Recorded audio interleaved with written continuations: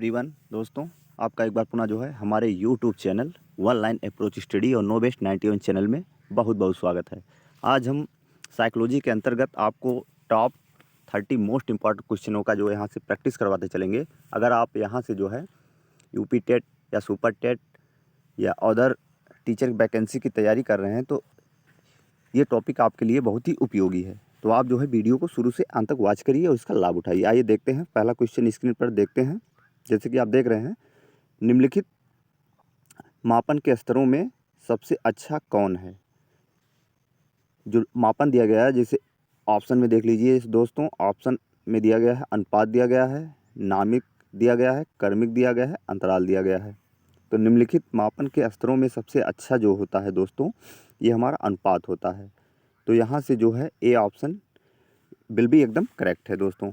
बढ़ते हैं next question की तरफ दोस्तों, देखते हैं दूसरा क्वेश्चन देखते हैं दोस्तों। निम्नलिखित में से किसको मुख्य अधिकारी ग्रंथ कहते हैं। इसमें से जो ग्रंथियाँ दी गई हैं दोस्तों, जैसे कि ग्रंथि दी गई है, एड्रिनल ग्लैंड दी गई है, थायराइड ग्रंथि दी गई है, अंतःस्रावी ग्रंथि दी गई है, पीयूष ग्रंथि दी गई है। तो इन चारों ग्रंथियों में से कौन मुख्य अधिकारी ग्रंथ किसे कहते हैं दोस्तों। इसमें जो हमारी होती है Piyush gland, D option right है दोस्तों। पीयूष ग्रंथि ये हमारी क्या कहलाती है, मुख्य अधिकारी ग्रंथ कहलाती है। बढ़ते हैं नेक्स्ट क्वेश्चन पे दोस्तों, देखते हैं क्वेश्चन नंबर। आवश्यकता का पदानुक्रम सिद्धांत किसके द्वारा प्रतिपादित किया गया था। तो आवश्यकता का जो है पदानुक्रमिक सिद्धांत जो दोस्तों किसके द्वारा प्रतिपादित किया गया था। जैसे ऑप्शन में है मैस्लो के हैं, वाटसन है, कोहलर हैं, पावलोव हैं। तो ये दोस्तों मैस्लो के द्वारा जो है इसे प्रतिपादित किया गया था, आवश्यकता का पदानुक्रमिक सिद्धांत जो है। बढ़ते हैं नेक्स्ट क्वेश्चन की तरफ, क्वेश्चन नंबर देखते हैं 54 देखते हैं। इसमें दिया गया दोस्तों अंगूर खट्टे हैं का उदाहरण इसमें आपको बताना है। जैसे प्रतिगमन है, दमन है, युक्तिकरण है, प्रतिक्रिया निर्माण है।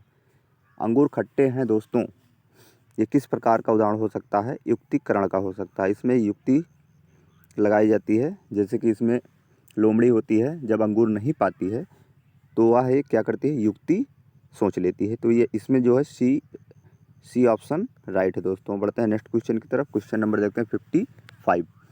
पियाजे के संज्ञानात्मक विकास सिद्धांत में अमूर्त तर्क एवं परिपक्व नैतिक चिंतन की अवस्था की विशेषता है।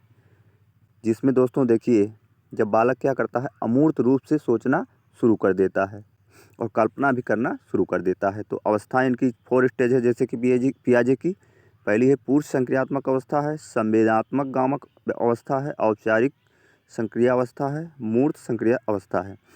तो अमूर्त दोस्तों इसका ऑप्शन हो सकता है, अमूर्त संवेदी अवस्था भी हो सकती है, लेकिन इसमें नहीं है। तो इसमें सी वाले में जो है, इसी को हम कहते हैं अमूर्त अवस्था भी कहते हैं, जिसे औपचारिक संक्रियात्मक अवस्था। तो सी ऑप्शन इसमें क्या हो जाएगा, करेक्ट हो जाएगा। बढ़ते हैं क्वेश्चन नंबर 56 की तरफ। जन्मजात व्यक्तित्व गुणों का योगफल क्या होता है दोस्तों। इसमें आपको बताना है जन्मजात जो व्यक्तिगत गुण होते हैं इनका योगफल क्या होता है, किनका योगफल होता है। जन्मजात जो व्यक्तित्व गुण होता है दोस्तों, ये वंशानुक्रम, सी ऑप्शन इसमें क्या है, करेक्ट है, यही सही हो जाएगा दोस्तों। बढ़ते हैं क्वेश्चन नंबर 57 की तरफ। मनोवैज्ञानिकों के अनुसार निम्नलिखित में से किस विधि द्वारा मूल प्रवृत्तियों में जो है परिवर्तन लाया जा सकता है। जैसे कि मैकडूगल साहब ने जो है 14 प्रकार की मूल प्रवृत्तियां के बारे में बताया था। तो इसमें आपको बताना है कि किस विधि द्वारा जो है मूल प्रवृत्तियों में जो है परिवर्तन लाया जा सकता है। मार्गांतरीकरण है, सहसंबंध है, विलयन है, नवीनीकरण है। तो इसमें जो सही हो जाएगा दोस्तों, ए ऑप्शन सही है, मार्गांतरीकरण जो है इसमें सही है। इसके द्वारा जो है मूल प्रवृत्तियों में जो है परिवर्तन लाया जा सकता है। बढ़ते हैं क्वेश्चन नंबर 58 की तरफ। प्रत्ययों का बनते रहना एक प्रक्रिया है। प्रत्ययों का बनते रहना एक प्रक्रिया है। कैसी प्रक्रिया है दोस्तों, जैसे अनियमित है, विषम है, सामयिक है, संचयी है। तो संचयी इसमें जो दोस्तों सही हो जाएगा, संचयी, डी ऑप्शन इसमें करेक्ट है दोस्तों, डी ऑप्शन इसमें सही हो जाएगा। बढ़ते हैं क्वेश्चन नंबर 59 की तरफ। स्पीयरमैन जो है 1904 के अनुसार तर्क करने की क्षमता और समस्या समाधान करने की क्षमता कहलाती है। जैसे कि स्पीयर मैंने दोस्तों 2 कारक बताए थे। एक बताया था हमारा जी कारक, एक बताया था यस कारक। तो जी कारक जो होते हैं दोस्तों, ये हमारे वंशानुक्रम से प्राप्त होते हैं। तो इसमें से कौन सा जो है तर्क करने की क्षमता और समस्या का समाधान करने की योग्यता कहलाती है। तो इसमें जो दोस्तों है जी कारक जो होता है, ये जो दोस्तों जो है तर्क करने की समस्या समाधान में उपयोगी होता है। तो जी कारक इसमें सही हो जाएगा दोस्तों। बढ़ते हैं क्वेश्चन नंबर 60 की तरफ। किसने सबसे पहले बुद्धि परीक्षण का निर्माण किया था? सबसे पहले बुद्धि परीक्षण का निर्माण दोस्तों किसने किया था? डेविड वेस्लर हैं, चार्ल्स डार्विन हैं, रॉबर्ट स्टर्नबर्ग हैं, अल्फ्रेड बिने हैं। तो इसमें डी वाला सही हो जाएगा। अल्फ्रेड बिने ने जो है सबसे पहले बुद्धि परीक्षण तैयार किया था। बढ़ते हैं क्वेश्चन नंबर 61 की तरफ। शिक्षण की अंतःक्रियात्मक अवस्था में मुख्य संक्रिया होती है। जो शिक्षण की जो टीचिंग की अंतःक्रियात्मक अवस्था है, इसमें मुख्य संक्रिया होती है। क्या होती है? प्रत्यक्षीकरण की होती है, क्रिया प्रतिक्रिया द्वारा होती है, निदान द्वारा होती है, या ऑल ऑफ एबव या सभी है इसमें। तो शिक्षण की अंतःक्रिया की अवस्था जो है क्रिया प्रतिक्रिया के नियम के अनुसार होती है। जैसे कि आप टीचिंग कर रहे हैं, तो इसमें बच्चे भी अगर प्रतिक्रिया दे रहे हैं, क्रिया प्रतिक्रिया, तो ये सबसे बेटर होता है। बढ़ते हैं क्वेश्चन नंबर 62 की तरफ। एक बालक काली गाय, काला कुत्ता तथा काली वस्तुओं को देखकर डरने लगता है। इस प्रकार के अनुबंधन में निहित है। इसमें क्या निहित है? जैसे ऑप्शन में दिया गया है, उद्दीपक सामान्यीकरण है, अनुक्रिया सामान्यीकरण है, अनुक्रिया अनुबंधन है, उपयुक्त में से कोई नहीं है।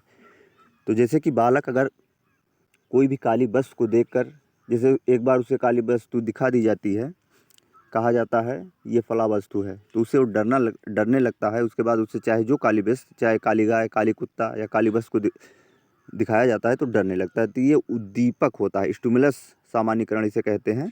तो ए ऑप्शन इसमें क्या है? करेक्ट है दोस्तों। बढ़ते हैं 63 की तरफ। हाउ वी लर्न किताब के लेखक कौन है दोस्तों? इसमें से आपको बताना है। हाउ वी लर्न जो है किताब के लेखक जैसे किलपैट्रिक हैं, पेस्टोलॉजी हैं, मॉन्टेसरी हैं, उपयुक्त में से कोई नहीं है। तो हाउ वी लर्न के लेखक दोस्तों हैं मॉन्टेसरी हैं। इसमें बी वाला ऑप्शन जो है करेक्ट हो जाएगा। बढ़ते हैं क्वेश्चन नंबर 64 की तरफ। निम्न में से कौन सा फैलेंडर की अंतःक्रिया विशेषण प्रणाली से संबंधित नहीं है? इसमें से आपको बताना है कौन सा जो फैलेंडर ने जो है एक प्रयोग किया था, इसमें से अंतःक्रिया विशेषण के संबंधित नहीं है। अभिभावक का कथन है, शिक्षण कथन है, छात्र कथन है, या मौन है? तो इसमें से जो सही हो जाएगा अभिभावक का कथन। अभिभावक का कथन जो है ए वाला इसमें करेक्ट है दोस्तों। ये इनकी अंतःक्रिया विशेषण प्रणाली में से संबंधित नहीं है अभिभावक का कथन। अब बढ़ते हैं क्वेश्चन नंबर अगले की तरफ। भ्रूणकाल का समय होता है। इसमें आपको बताना है दोस्तों भ्रूणकाल का समय होता है। तो इसमें से आपको राइट ऑप्शन चूज करना है। 2 से 8 सप्ताह है, 4 से 6 सप्ताह है, 3 से 8 सप्ताह है, जन्म से 2 सप्ताह है। तो भ्रूणकाल का समय जो होता है दोस्तों 2 से 8 सप्ताह, 2 to 8 वीक, यही होता है दोस्तों 2 से 8 सप्ताह। बढ़ते हैं क्वेश्चन नंबर नेक्स्ट की तरफ। मोनार्की थ्योरी ऑफ इंटेलिजेंस के प्रतिपादक हैं। इसमें से आपको बताना है दोस्तों, जैसे कि दिया गया है, मोनार्की थ्योरी ऑफ इंटेलिजेंस के प्रतिपादक हैं थॉर्नडाइक हैं, गार्डनर हैं, अल्फ्रेड बिने हैं, उपयुक्त में से कोई नहीं है। तो इसमें से जो सही ऑप्शन है दोस्तों ये हो जाएगा मोनार्की थ्योरी ऑफ इंटेलिजेंस के प्रतिपादक हैं अल्फ्रेड बिने। तो सी ऑप्शन इसमें क्या हो जाएगा? करेक्ट हो जाएगा दोस्तों। बढ़ते हैं क्वेश्चन नंबर 67 की तरफ। माँ बाप के साय से बाहर निकलकर अपने साथी बालकों की संगत को पसंद करना संबंधित है। इसमें से 4 ऑप्शन दिए गए हैं, आपको बताना है। जैसे बालक है, बालक जब थोड़ा बड़ा हो जाता है तो अपने मतलब माता पिता के साय से बाहर निकलकर बालकों की संगत में जाना पसंद करता है। तो किस अवस्था में होता है? जैसे ऑप्शन है किशोरावस्था से है, पूर्व किशोरावस्था से है, उत्तर बालावस्था से है, शैशवावस्था से है। तो देखिए दोस्तों, जब बालक जो है जैसे 2 से 7 वर्ष का अवस्था जो होती है दोस्तों, इसमें बालक थोड़ा छोटा होता है। लेकिन जब इससे ज़्यादा एज का हो जाता है तो ये पूर्व किशोरावस्था से रिलेटिव होता है। तो इसमें जो है बालक क्या करता है, अपने माँ बाप के साय से बाहर निकलकर बालकों की संगत को पसंद करता है। तो पूर्व किशोरावस्था इसमें सही है दोस्तों। क्वेश्चन नंबर देखते हैं 68 देखते हैं। मानसिक परिपक्वता की ऊंचाइयों को छूने के लिए प्रयत्नरत रहना संबंधित है। जैसे मानसिक जैसे मेंटल मैच्योरिटी की ऊंचाइयों को छूने के लिए जो है प्रयत्नरत रहना जो है ये संबंधित किससे है? 4 ऑप्शन है, किशोरावस्था से है, प्रौढ़ावस्था से है, पूर्व बालावस्था से है, उत्तर बाल्यावस्था से है। तो मानसिक परिपक्वता की ऊंचाइयों को के लिए प्रयत्नरत रहना दोस्तों ये किशोरावस्था से, एडोलसेंस से रिलेटिव है। तो ए ऑप्शन इसमें क्या हो जाएगा? सही हो जाएगा। दोस्तों बढ़ते हैं क्वेश्चन नंबर 69 की तरफ। शिक्षा का अधिकार अधिनियम 2009 के मान व मानकों के अनुसार प्राथमिक स्तर कक्षा 1 से 5 तक के जो है 200 छात्रों के लिए शिक्षक की संख्या होती है। यहाँ आपको बताना है शिक्षक की संख्या कितनी होती है। जैसे 200 छात्र हैं तो इसमें शिक्षक की संख्या कितनी होगी? जैसे कि हम जानते हैं रेशियो होता है 1:30 का होता है, लेकिन यहाँ 200 दिया गया है तो 2 से लगभग यहाँ पर हो जाएंगे 6 शिक्षक हो जाएंगे, उसी में समायोजित कर दिया जाएगा और बालकों को। तो इसमें सी वाला ऑप्शन क्या है? सही है। दोस्तों बढ़ते हैं क्वेश्चन नंबर 17 की तरफ। निःशुल्क शिक्षा और अनिवार्य शिक्षा का अधिकार अधिनियम जो है अधिनियमित किया गया था। ये किसके द्वारा अधिनियमित किया गया था आपको बताना है। पहला इसमें है लोक, जैसे है पहला लोकसभा द्वारा है, राज्यसभा द्वारा है, भारत की संसद द्वारा है, उपयुक्त में से कोई नहीं है। तो निःशुल्क शिक्षा और अनिवार्य शिक्षा अधिनियम जो है अधिनियमित किया गया था ये भारत की संसद द्वारा। इसमें हमको बताया गया था 6 से जो है 14 वर्ष के बालकों को निःशुल्क शिक्षा का प्रावधान है। तो इसमें जो है हमारा सही हो जाएगा, सी ऑप्शन करेक्ट हो जाएगा। बढ़ते हैं क्वेश्चन नंबर नेक्स्ट की तरफ। क्वेश्चन नंबर 71 देखते हैं। निम्नलिखित में से कौन सा विकास का सिद्धांत नहीं है? इसमें से आपको बताना है कौन सा विकास का सिद्धांत नहीं है। जैसे पहला ऑप्शन है अनुकूलित प्रत्यावर्तन का सिद्धांत, निरंतर विकास का सिद्धांत, परस्पर संबंध का सिद्धांत, समान प्रतिमान का सिद्धांत। देखिए दोस्तों यहाँ पर निरंतर विकास का सिद्धांत, परस्पर संबंध का सिद्धांत, समान प्रतिमान का सिद्धांत, ये तीनों विकास से क्या हैं? रिलेटिव हैं। बट इसमें जो है अनुकूलित प्रत्यावर्तन का सिद्धांत ये विकास से रिलेटिव नहीं है। ये गलत, ये सही हो जाएगा। ए ऑप्शन इसमें करेक्ट हो जाएगा। दोस्तों बढ़ते हैं क्वेश्चन नंबर 72 की तरफ। विकास के परिणाम स्वरूप नवीन विशेषताएं और नवीन योग्यताएं प्रकट होती हैं, यह कथन किसका है? विकास के परिणाम स्वरूप नवीन विशेषताएं और नवीन योग्यताएं प्रकट होती हैं, यह कथन किसका है आपको बताना है। इसमें यह कथन किस मनोवैज्ञानिक का है? गैशल का है, मेरेडिथ का है, डगलस और हॉलैंड का है, हरलॉक का है। तो इसमें जैसे गेस कर रहे हैं आप, अगर नवीन आ जाए तो नवीन विशेषताएं नवीन योग्यताएं ये हरलॉक का कथन है। तो बी ऑप्शन इसमें करेक्ट हो जाएगा। बढ़ते हैं क्वेश्चन नंबर 73 की तरफ। मूल प्रवृत्तियों को 14 प्रकार से किसने जो है वर्गीकृत किया है? तो मूल प्रवृत्तियों को जो है 14 प्रकार से, जैसे ड्रेवर हैं, थॉर्नडाइक हैं, मैकडूगल हैं, वुडवर्थ हैं। तो इसमें बी वाला ऑप्शन करेक्ट हो जाएगा। मैकडूगल इसमें सही है, बी ऑप्शन करेक्ट है। बढ़ते हैं क्वेश्चन नंबर 74 की तरफ। 74 की तरफ। किसी दूसरी वस्तु की अपेक्षा एक वस्तु पर चेतना का केंद्रीकरण अवधान है, यह कथन किसका है? किसी दूसरी वस्तु की अपेक्षा एक ही वस्तु पर चेतना का केंद्रीकरण अवधान है, यह कथन किसका है? आपको बताना है। 4 ऑप्शन इसमें डम्फिल का है, मन का है, रॉस का है, मैकडूगल का है। तो ये कथन दोस्तों किसी दूसरी वस्तु की अपेक्षा एक वस्तु पर केंद्रीकरण अवधान है, ये डम्फिल का है। तो ए ऑप्शन इसमें करेक्ट है। दोस्तों ए ऑप्शन इसमें सही हो जाएगा। बढ़ते हैं क्वेश्चन नंबर 75 की तरफ। निम्नलिखित में से कौन सा सीखने के मुख्य नियमों में शामिल नहीं है?